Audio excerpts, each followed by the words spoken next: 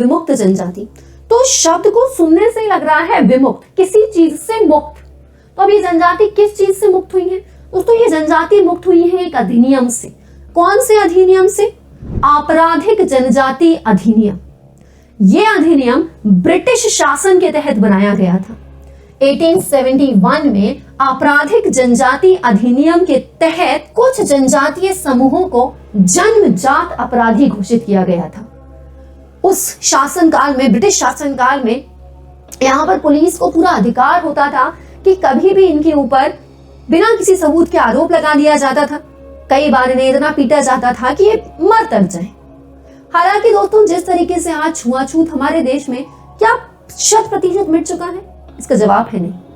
बिल्कुल वैसे ही हमारे देश में आज भी कुछ समूहों को केवल इस बात के लिए अपराधी ठहरा दिया जाता है क्योंकि वो किसी पर्टिकुलर समुदाय से या किसी पर्टिकुलर जनजाति से बिलोंग करते हैं। दोस्तों, कैसा लगेगा आपको जब आपको जन्म से ही अपराधी घोषित कर दिया जाए?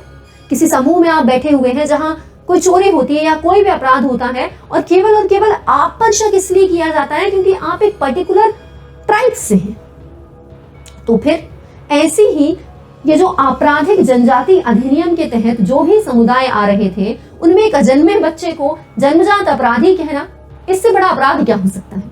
और इसीलिए आप यहां पर देख सकते हैं कि हमारी सरकार ने एक समिति बनाई। हमारी सरकार को जब भी किसी विशेष मुद्दे पर कुछ कार्य करना होता है तो वो एक्सपर्ट्स का एक पैनल बनाता है और उस पैनल का जो अध्यक्ष होता है उसके नाम से वो कमीशन, वो समिति, वो आयोग जाना जाता है।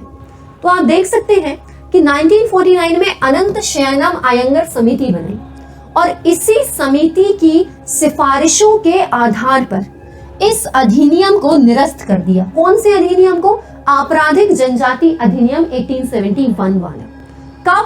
1949 में तो समिति बनी थी, फिर उसकी सिफारिशें आई अनंत शयनंगर समिति की, और फिर उस समिति की सिफारिशों के आधार पर 1952 में इस अधिनियम को रद्द करके इन जनजातियों को विमुक्त कर दिया। किससे विमुक्त कर दिया?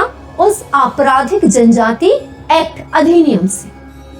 लेकिन दोस्तों, अब ये जनजातियां आ रही थी हैबिचुअल ऑफेंडर एक्ट के अंतर्गत। अब जब ये हैबिचुअल ऑफेंडर एक्ट के अंतर्गत आ रही है, मतलब इन्हें पूरी तरीके से न्याय नहीं मिला है। इन्हें पूर्णतः न्याय मिले, इसके लिए एक और आयोग की स्थापना की गई जिसका नाम है इदाते आयोग। इदाते आयोग के अध्यक्ष जो हैं वो है भीखू रामजी इदाते